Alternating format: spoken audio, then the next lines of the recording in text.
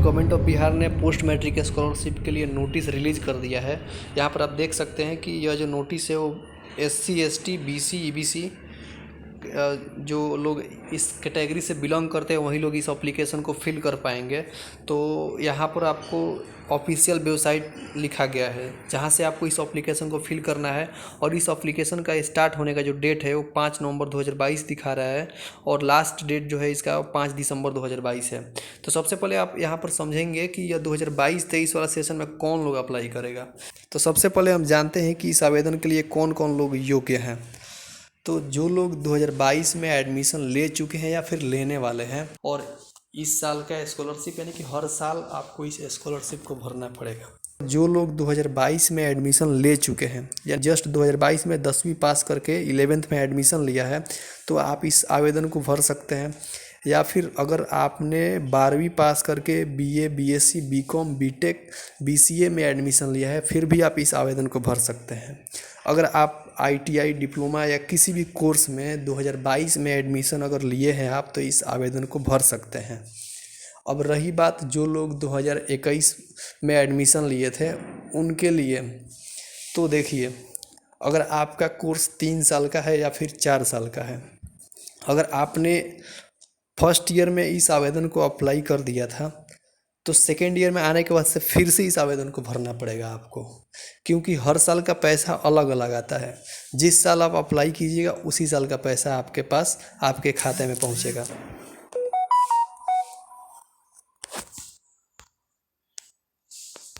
तो अगर आप BA के सेकेंड ईयर में है या फिर ग्रेजुएशन के सेकेंड ईयर में है तो आपको इस आवेदन को फिर से भरना पड़ेगा। अगर आप थर्ड ईयर में हैं और आप सेकेंड ईयर के लिए भर चुके हैं तो आपको थर्ड ईयर के लिए भरना पड़ेगा। इसी प्रकार जो लोग इस साल फर्स्ट ईयर में हैं वो लोग इस साल फर्स्ट ईयर के लिए स्कॉलरशिप का फॉर्म भरेंगे। फिर आप सेकेंड ईयर में जाइएगा, फिर नोटिस आएगा, फिर आप इस फॉर्म को भरेंगे, और फिर अगर आप थर्ड ईयर में जाते हैं और उस टाइम फिर नोटिस आता है फिर आपको इस फॉर्म को भरना पड़ेगा। कहने का मतलब ये है कि आप जब तक आपका कोर्स कंप्लीट नहीं होता हर साल इस फॉर्म को भरते रहना है। पहले आपको गूगल क्रोम में आ करके पोस्ट मैट्रिक बिहार लिख सकते हैं, PMS बिहार। उसके बाद जो आपके सामने पहला लिंक खुलेगा यानी कि ये जो रिजल्ट में पहला वाला ऑप्शन जो आ रहा है यहाँ पर आपको क्लिक करना है, और क्लिक करने के बाद यहाँ पर एक आपके सामने नया पेज खुलेगा।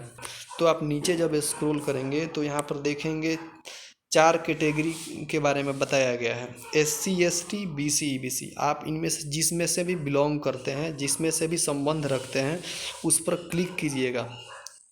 तो क्लिक करने के बाद से आपके सामने एक नया पेज फिर से खुल गया है। यहाँ पर 2 ऑप्शन है, एक स्टूडेंट के लिए और एक इंस्टीट्यूशन के लिए। तो हम स्टूडेंट वाले ऑप्शन पर क्लिक करेंगे। अगर आप अभी तक रजिस्ट्रेशन नहीं किए हैं तो सबसे पहले आप यहाँ पर न्यू स्टूडेंट रजिस्ट्रेशन वाले ऑप्शन पर क्लिक करके रजिस्ट्रेशन करेंगे। विंडो और खुल चुका है देखिए। तो पहला जो स्टेप है वो स्टूडेंट रजिस्ट्रेशन का है। दूसरा का आपका जो है वो पर्सनल और बैंक डिटेल को अपडेट करना है। तीसरे में जो है आपको अप्लाई फॉर स्कॉलरशिप। चौथा जो है अपलोड डॉक्यूमेंट एंड फोटो, और लास्ट वाला फाइनलाइज्ड। अगर आप समझ पा रहे हैं तो फिर ये आपके लिए प्लस पॉइंट है। तो यहाँ पर आपके सामने खुल चुका है रजिस्ट्रेशन करने वाला फॉर्म, और उसके बाद यहाँ पर आधार नंबर, नीचे अगर आप देखेंगे तो आपको यहाँ पर डेट ऑफ बर्थ फिल करना है, मोबाइल नंबर OTP से वेरीफाई करना है, ईमेल ID वेरीफाई करना है, उसके बाद पासवर्ड डालना है। फिर आगे करके आपको एक ID और पासवर्ड मिलेगा जिसके बाद आप इस फॉर्म को भर पाइएगा, जिसको आपके ईमेल पर भेजा जाएगा। और यहाँ पर जो दूसरा वाला ऑप्शन है login for already registered student, ये उन लोगों के लिए है जो लोग पहले से स्कॉलरशिप को अप्लाई करते आ रहे हैं, या फिर जो लोग 2021 में अप्लाई कर चुके हैं या फिर 20 में अप्लाई कर चुके हैं, उनके लिए इस ऑप्शन को रखा गया है login for already registered student. तो login for already registered student पर क्लिक करते हैं तो यहाँ पर आपको जो पूछा जाता है वो यूज़र ID और पासवर्ड पूछा जाता है। इसको आप अपने ईमेल से निकाल सकते हैं जो ईमेल आपने स्कॉलरशिप के समय में दिया था। तो सबसे पहले आपको ध्यान देना होगा कि इस स्कॉलरशिप को अप्लाई करते टाइम आपको कोई भी गलती नहीं करना है। स्कॉलरशिप में अगर आप कुछ गलती करते हैं रजिस्ट्रेशन के टाइम में, अगर खास करके इस बात को ध्यान देंगे तो सबसे पहले रजिस्ट्रेशन में जो चीज़ गलत हो जाता है उसको सुधारना आसान नहीं है।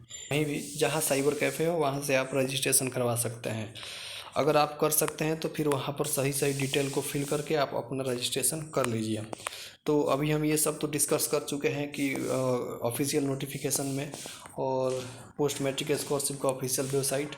तो अगर नीचे दिखा जाए तो एक चीज़ है जो कि अभी बाकी है। तो सबसे पहले आपको यहाँ पर समझना होगा कि इस एप्लीकेशन को अप्लाई करने के लिए अगर जो लोग नया है उनको आधार कार्ड से लिंक बैंक अकाउंट, निवास प्रमाण पत्र, जाति प्रमाण पत्र और जो आय प्रमाण पत्र है वो आपका भी होना चाहिए और साथ में आपके घर में जिनका सोर्स ऑफ इनकम है, यानी कि जो आपके घर में आय प्रमाण पत्र के लिए जो है सबसे पहले आपको ध्यान देना होगा। यहाँ पर आय प्रमाण पत्र स्टूडेंट का भी होना चाहिए और साथ में स्टूडेंट के फादर का या फिर जो पेरेंट्स हैं उनके नाम से आय प्रमाण पत्र भी होना चाहिए। साथ में आपका जो 10वीं का प्रमाण पत्र यानी कि 10वीं का अंक या प्रमाण पत्र है उसको भी यहाँ पर लगाना होगा और एक नया पासपोर्ट साइज फ़ोटो होना चाहिए और साथ में एक ऐसा मोबाइल नंबर जिसका यानी कि चालू होना चाहिए नंबर। ये जितने भी डॉक्यूमेंट हैं इनको स्कैन करके पोस्ट मैट्रिक स्कॉलरशिप के ऑफिशियल वेबसाइट अप्लाई करने का डेट है वो 5 नवंबर को एक्टिव होगा।